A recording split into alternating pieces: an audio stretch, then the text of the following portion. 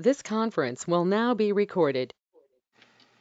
Good morning, everyone. Thank you for joining us for our weekly board chair check-in and update meeting. My name is Wilmarie Newton, and I will be moderating this call. In order to avoid background noise, I ask that you please mute yourself if you're not speaking. However, you can unmute yourself if you would like to ask a question, or you can type it into the chat box. If you're calling in from your cell phone or phone, please take a moment to physically mute your cell phone, as I'm unable to mute you from my computer unless I mute all participants. Just as a reminder, this meeting is being recorded and will be archived on CABE's website under Services. Thank you. Hello, everybody. I'm Bob Rader. I'm the Executive Director of CABE, and for the first time in many weeks, I am back in the office. We are wearing masks as appropriate. We've got our disinfectant. We're all protected and defending against COVID. We have about half the staff going in at any particular day. Because of the way our office is set up, we're pretty much able to keep the 6-foot social distancing rule. But we are getting work done, and we are, just as we have over the summer, doing what we can to serve our members. I want to remind you all that today's check-in will only be 45 minutes because of the Summer Leadership Conference, which is coming up right after at noon. Today it will be on Student Voice. Next Wednesday, September 2nd, we are trying to put a workshop together, a webinar. Patrice and I were able to hear a couple of really good speakers on HVAC and the resources that are available to school districts. So even though we haven't made it official, you might want to put that on your calendar. That will be September 2nd. Next Thursday, we'll do our regular board member check-in for 45 minutes. Then the last part of the Summer Leadership Conference, which will be on finance, building preparations, and maintenance. So you might want to put that on your schedules as well. I also wanted to mention that Patrice has been working with WTIC Face Connecticut, which will air talking about reopening schools and so on, and anything else she wants to tell us about without giving everything away. It will be posted as to WTIC's website as a podcast, but I believe there was also a 6 o'clock showing of the 6 o'clock in the morning, please, showing on Sunday morning. So if you're up and around and want to learn what's really going on, you can listen to Patrice. With that, I'm going to turn over to Patrice for any updates and for our chair share time. Thanks, Bob. Just a couple of updates, things that have come out in the past week, in some cases in the past 12 hours. There is a new addendum from the State Department of Education. It's posted on their website. It's Addendum 8 to the reopen plan, and it deals with fire drills and lockdown drills. And what the emphasis is obviously on coordination with your local emergency responders, recognizing that students that are attending school in person do need to experience these drills, but also acknowledging that you may do them in a modified fashion to protect the physical distancing that is necessary. The addendum also addresses the materials that some of you may be using to provide partitions, shields for your teachers, and indicates that you need to coordinate with your local fire marshal to make sure that those are appropriate. Bus contracts seem to be coming back around again. I guess we call this round 2 of bus contracts. There are concerns being raised by transportation providers, both in terms of their ability to secure sufficient drivers.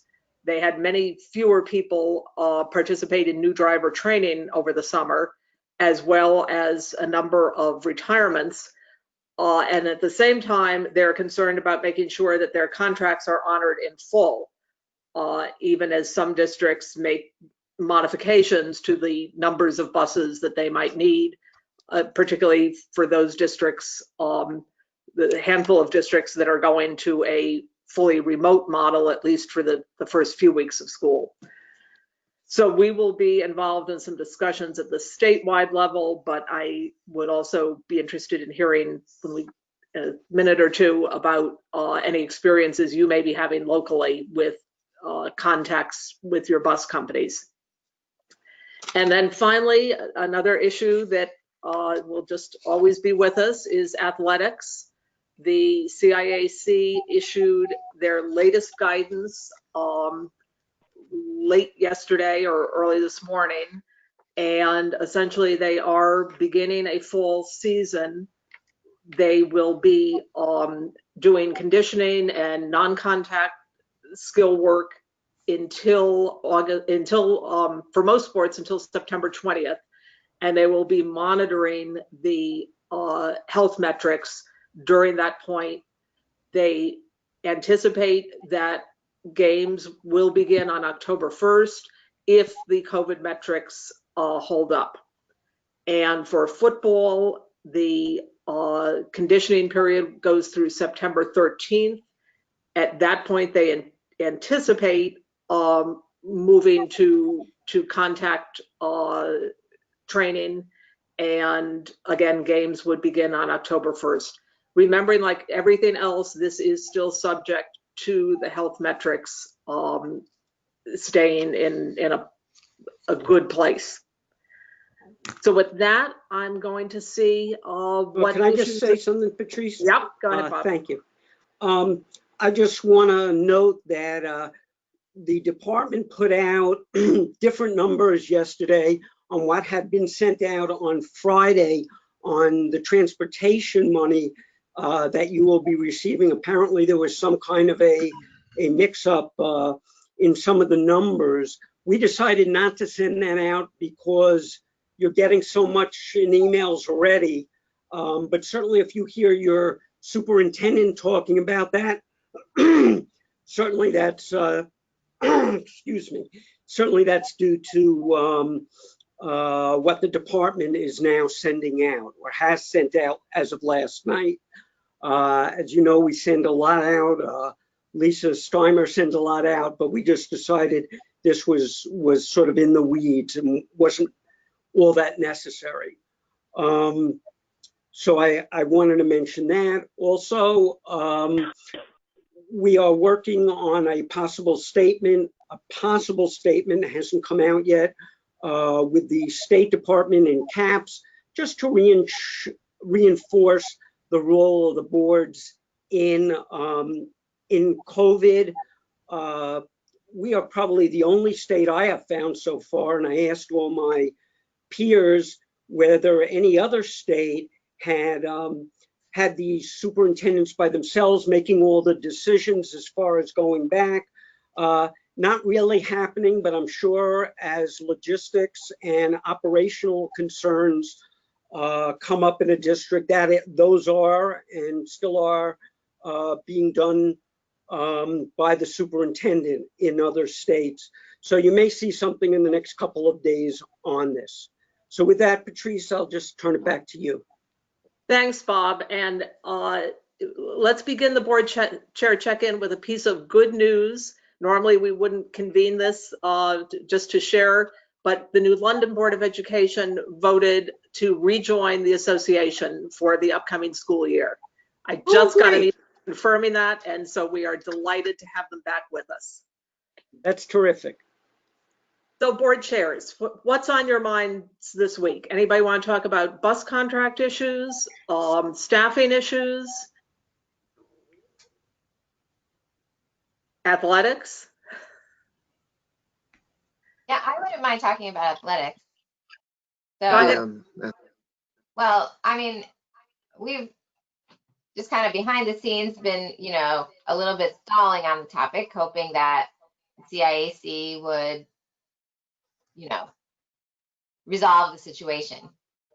But I don't think what they did really resolves the situation in that, you know, like Anthony Fauci, Ezekiel Emanuel, and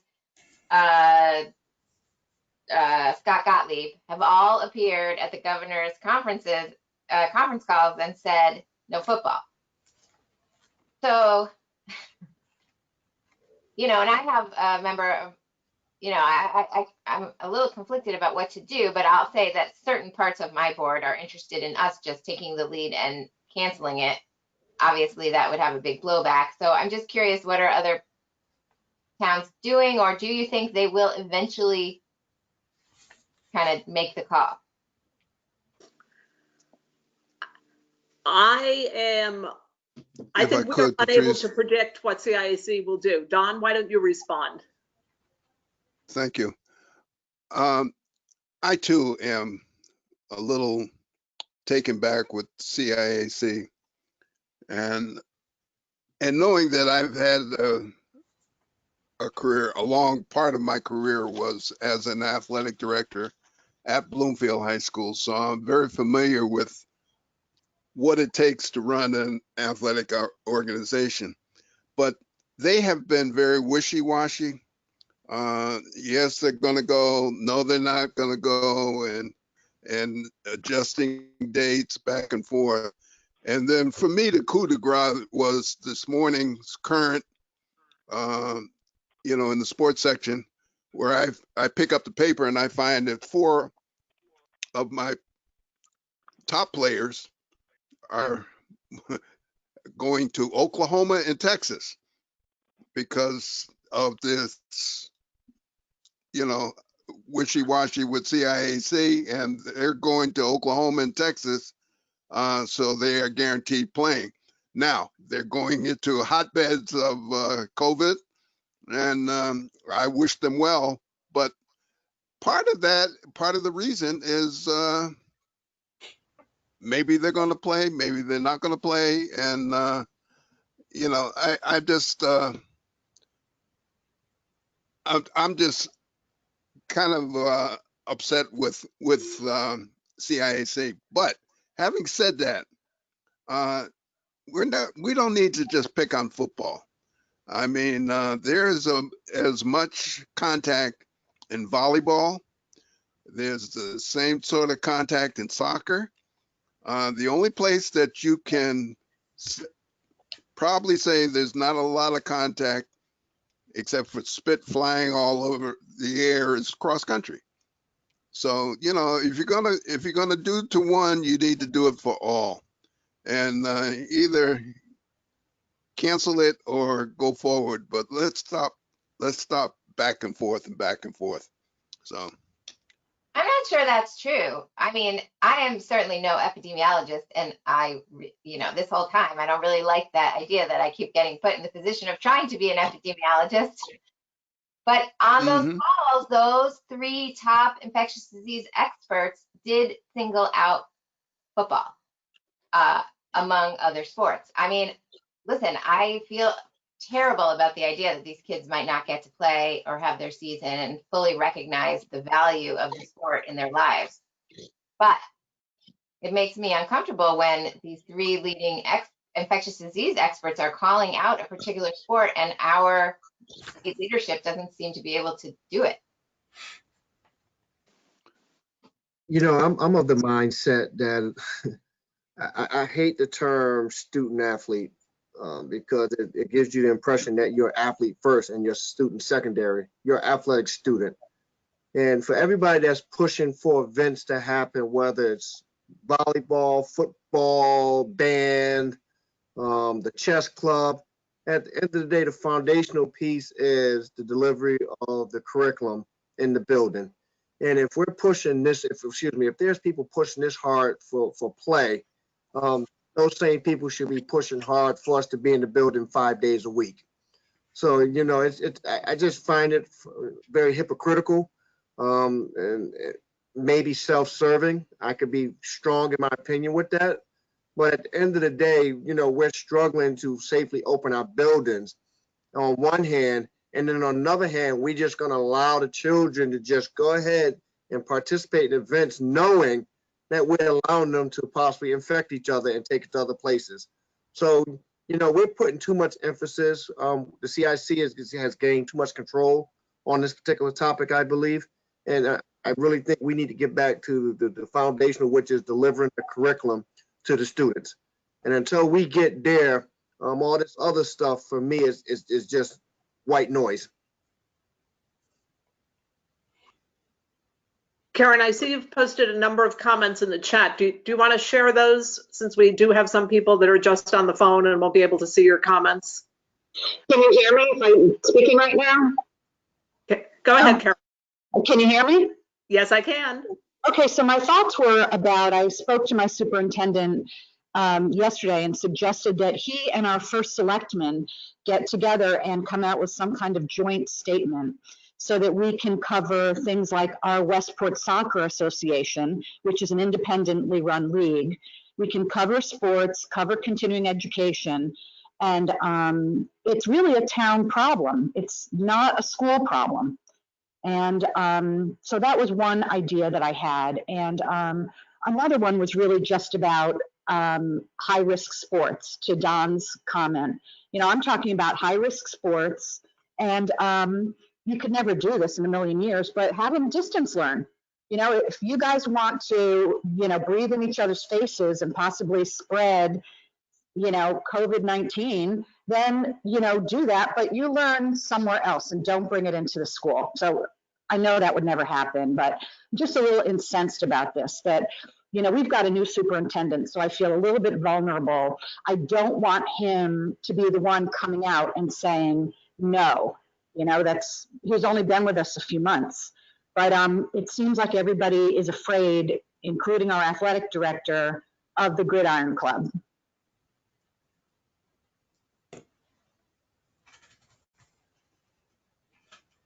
Other perspectives on the athletic issue? This is Julie in Canton.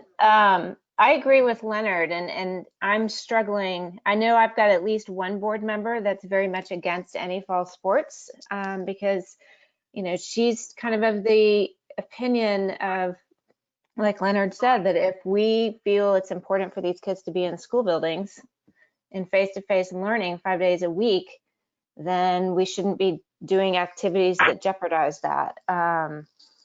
It's going to be, we've kind of been stalling and waiting to see what CIAC was going to do. I know my superintendent and athletic director are going to support the CIAC recommendation. So it's going to be quite a contentious conversation at the board level for us. And, I'm conflicted. I agree with those comments, and with Leonard and Julie, the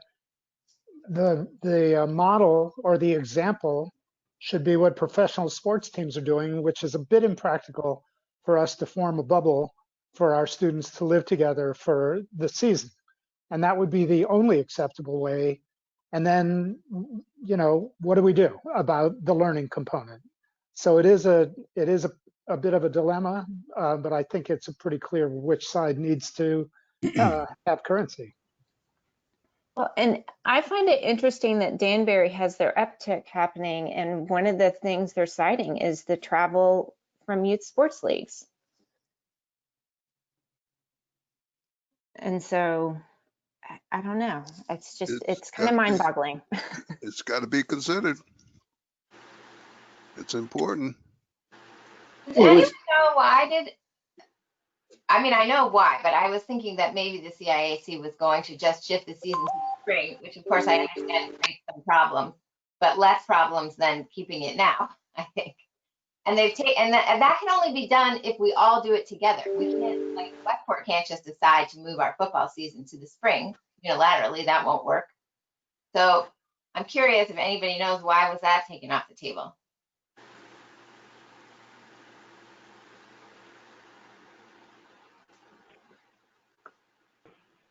Well, as quiet as it's kept, I'm opposed to moving. Either cancel it or let it go.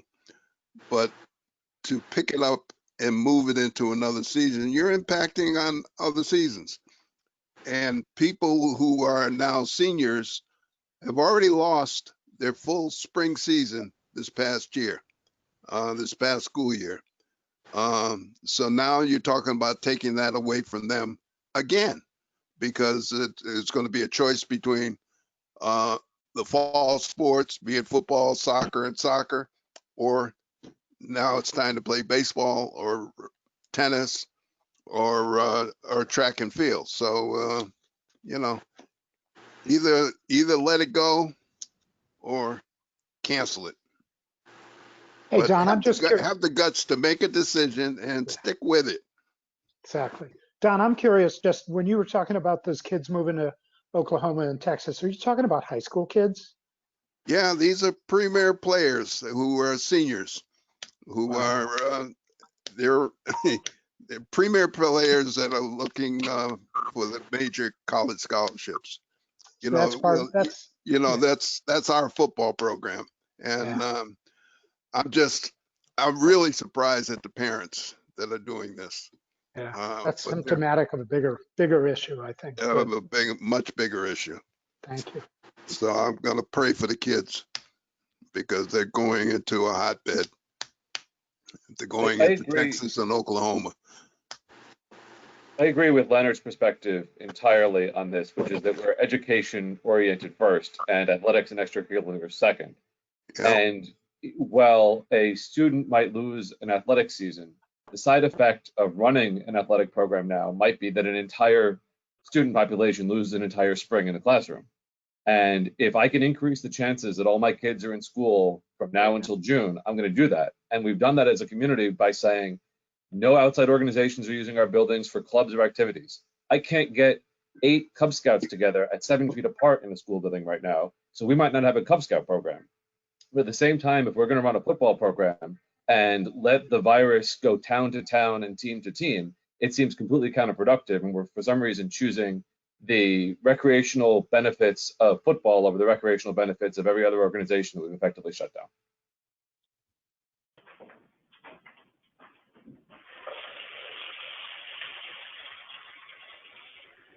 Other comments? I had read a few weeks ago that some districts had actually made a decision to not participate in any fall sports. They made that decision as a district. I don't know if they've held to that decision or not. And I suspect that no one on this call is from one of those districts. Yeah. Can you hear me? This is Bob Moore from District 13. Yes, go ahead. Yeah, with District 13 voted to support the recommendations of the State Department of Public Health last week. We've had a lot of blowback because of that. And we were concerned that CAC last night did not wait for their final discussion with the health department. The health department's letter of August 23rd still put restrictions on contact sports. And as far as I read their guidance today from CIAC, it still requires discussions and decisions from the State Department of Health before football.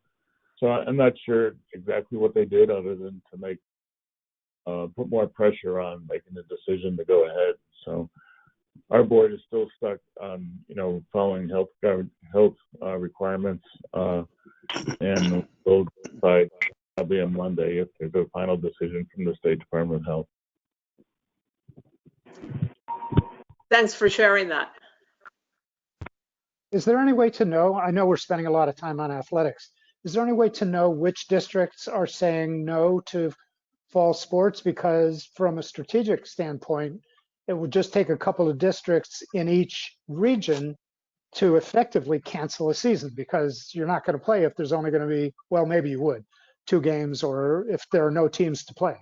So I wonder if we could get that data point. Remember, John, remember the football, soccer, regardless of the sport, you're broken up into leagues, okay, and not necessarily regions. And the Central Connecticut Conference, which is the one that Windsor is in, and Bloomfield and Manchester, pretty much all of the greater Hartford area. So there's 24 teams. in that league. So they're split up into 8-team divisions, and one or two drop out, yeah, Okay. you're down to 6, so you're gonna probably still go forward, but it's gonna have an impact. Yeah, It's gonna have I an should have impact. said league. But football already has an impact, because if you're not gonna start playing games until October 1st, you have effectively cut out 4 games in the schedule, and it's a shortened season anyway. So I'm almost of the opinion they need to just shut it down.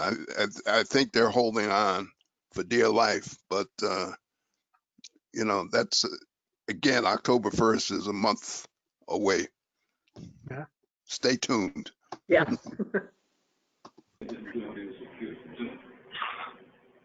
All right, let's switch to another topic. Can I ask if any of you have had recent demands from your bus contractors? Or if any of you have attempted to renegotiate contracts if you're not going full in person?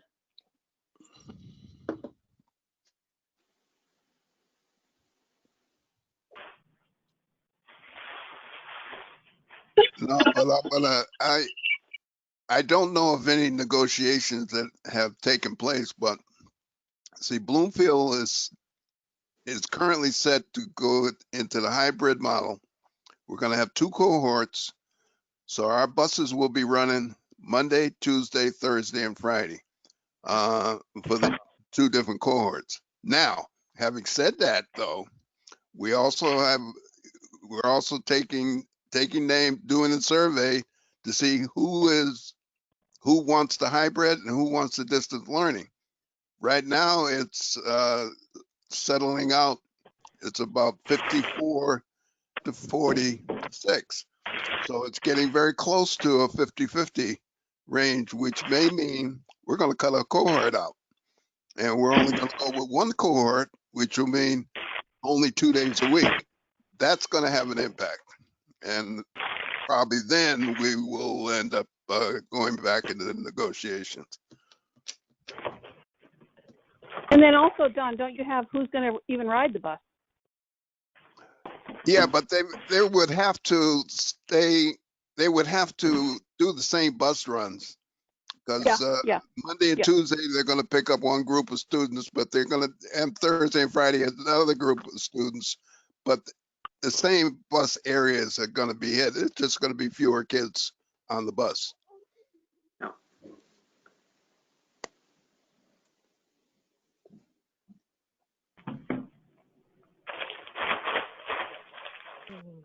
Deb Lowe has posted in the comments that in Wilton, back to the bus issue, the superintendent is recommending following the Department of Public Health guidelines, and she believes that the board will support that. Hi, this is Pat. Me? Pat, go ahead. Yeah. We've had some issues with the teachers at this point, and we've been in negotiation. We originally decided to go back full-time with all schools. And then because we had a return of 92% from the high school, we were unable to maintain the 6-foot distancing. So we decided that the high school and middle school would go hybrid, and that the elementary schools would go full-time. And this just happened this week, and we've received notification that we're going to mediation. Okay. The teachers are not happy. Teachers are not happy. We've purchased the cameras in front of the room so that they don't have to do both distance and in school. It's the same lesson, but they're not satisfied with that. So it's not going to be fun. No, I think that's an issue that we've seen raised in a number of districts, although I have read about a few districts where that plan has been put in place, the cameras in the classroom, and it appears that the teachers are supporting that. We just signed an MOU yesterday, and the teachers are supporting that. Great. We're doing the cameras here in Windsor. There's no MOU in place, but what we're doing is when there's a lesson taught, all those lessons are going to be then stored on our server. So if you miss the class or they want to come back and review it, it's going to be on the server for the students to get. So the teachers have definitely brought into that concept quite well. They're nervous about coming in the building. They're nervous about the hybrid. But they've been part of the planning committee since the day after high school graduation. So they're comfortable with starting this, with the understand that if anything changes, they have a lot of seats at the table to make a very educated decision with the superintendent. We tried very, very hard to be on that same page. We've had them on our committee all through the summer. And basically, as soon as we said we were going hybrid, they were uneasy with that, and they didn't want that. They would rather have everyone in class, but we can't do that. So, you know, they gave us, we tried an MOU, and they had 43 different points that they wanted us. And most of them were already covered through other means, like the Teachers Association, the governors, the CARE Act, you know, all the different OSHA. And so we went back and told them that we didn't feel there was a need for an MOU. And then that's when they really decided that there was. So Pat, let me just clarify. So their preference was full in-person learning versus the hybrid? Yes. And we cannot accommodate that. Right. So.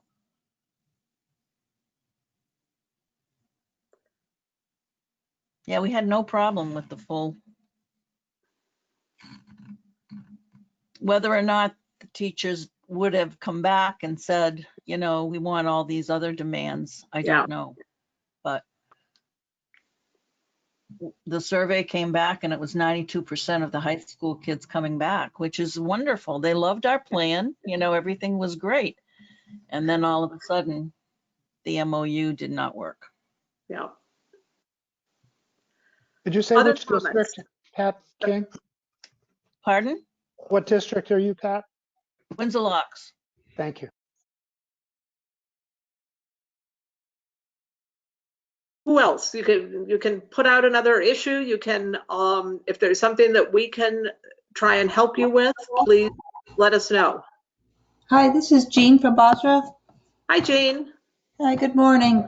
So just a couple of things on the transportation. We were able to get our bus company to forego payment for the Wednesday that we're not going to be transporting students for the month of September. And then we will renegotiate that in October when we decide what we're going to do. Our hybrid plan extends through the end of September, and we're going to make a decision based on the health data that exists at the end of the month as to what we do going forward, and we will work with the bus company at that time as well. So they were very cooperative about, for the month of September, altering our contract so that we're not paying for services on the day that they're not picking students up.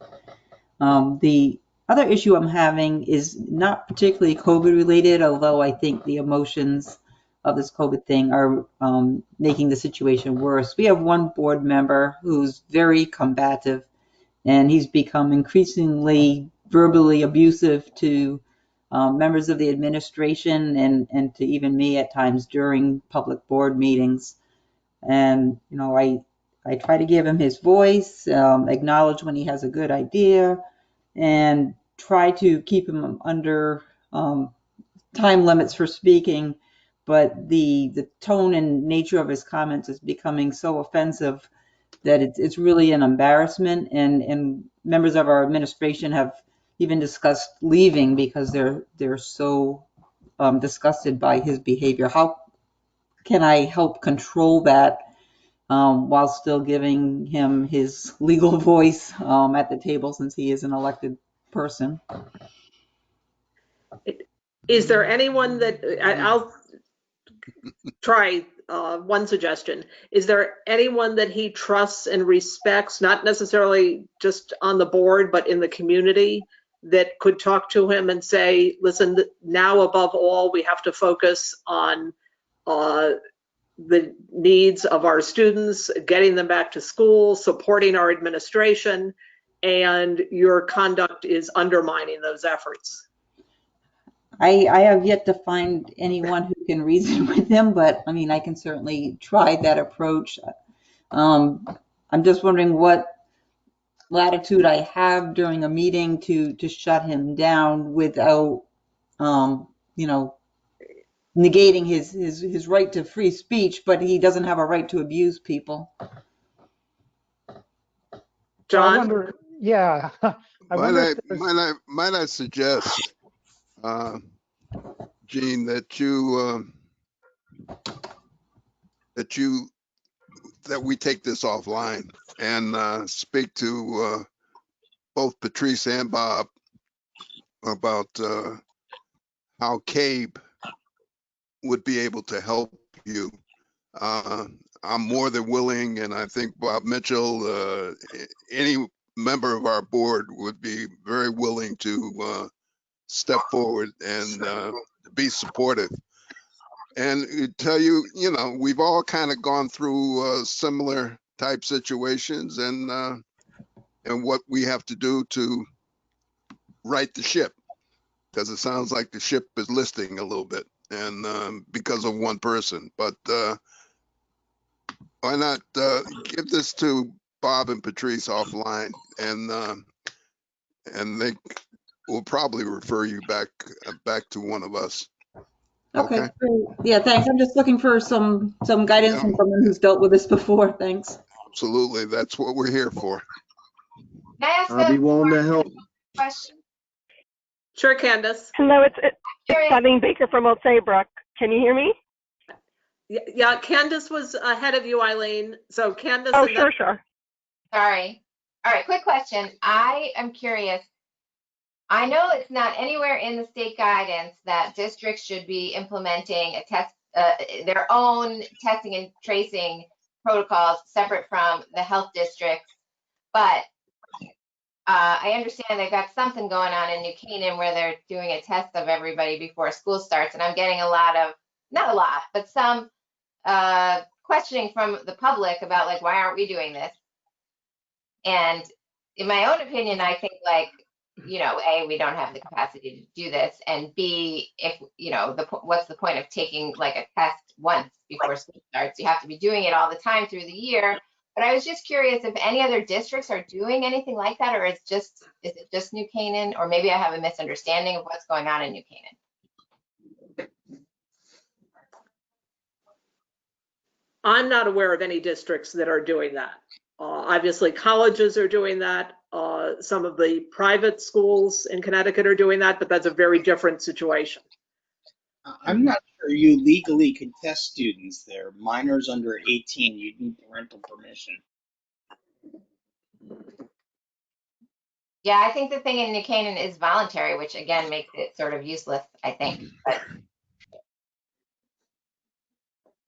yeah, our understanding from all of the discussions with the experts is that testing prior to attendance at school is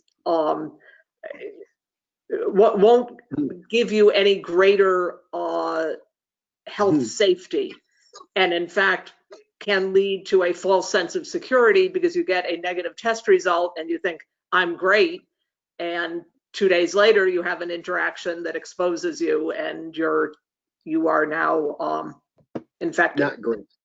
Yeah, not great.